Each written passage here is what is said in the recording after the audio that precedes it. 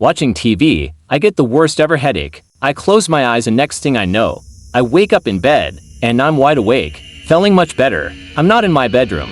In fact, I didn't even recognize the house. As I was collecting my thoughts, I heard noise coming from downstairs. I hear music and laughter and talking. I'm worried I don't recognize where I'm at. I walked out onto a hallway, and it was some kind of get-together going on in this house. Didn't recognize where I was, but it did feel familiar, especially because I recognized most of the people in the hallway. I saw my uncle. He asked if I'm feeling better. Yeah, I replied, much better. I then had a good chat with him about home stuff. As I'm leaving him, he says thanks again for having us around tonight. Really enjoying it. It's so weird, I'm starting to suspect a prank or trick. This was definitely a real no joke. I can picture the house clear as day, laminate flooring, an old-fashioned staircase, and a really nice kitchen. So I moved through this party, recognizing most. Oh, there is this one girl staring at me. Know who she is and feel suspicious. People I recognize just seem different. Ugh. Spoke to a few people and made my way to the kitchen. I stood at the door of the kitchen. I see a small chest with a newspaper on it. I pick it up and read. Not a headline or a picture, but the date. Saturday the 31st of March, 2018. I stood there forever it seemed. I didn't even read the actual headline. I remember looking for a friend near to ask them, but suddenly I had a hand on my shoulder.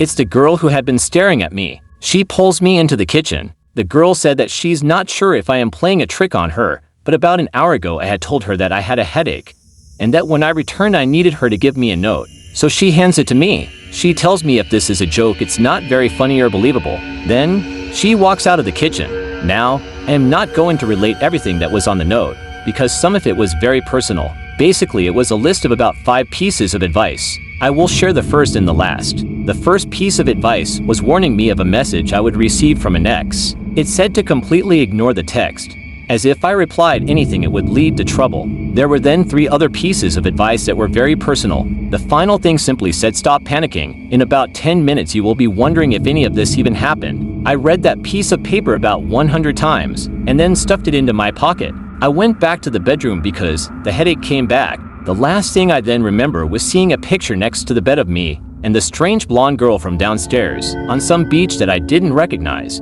Suddenly I was in the kitchen of the house where I live now 2010, talking to my mother. I have no idea what about, but I get the impression that we were mid-conversation.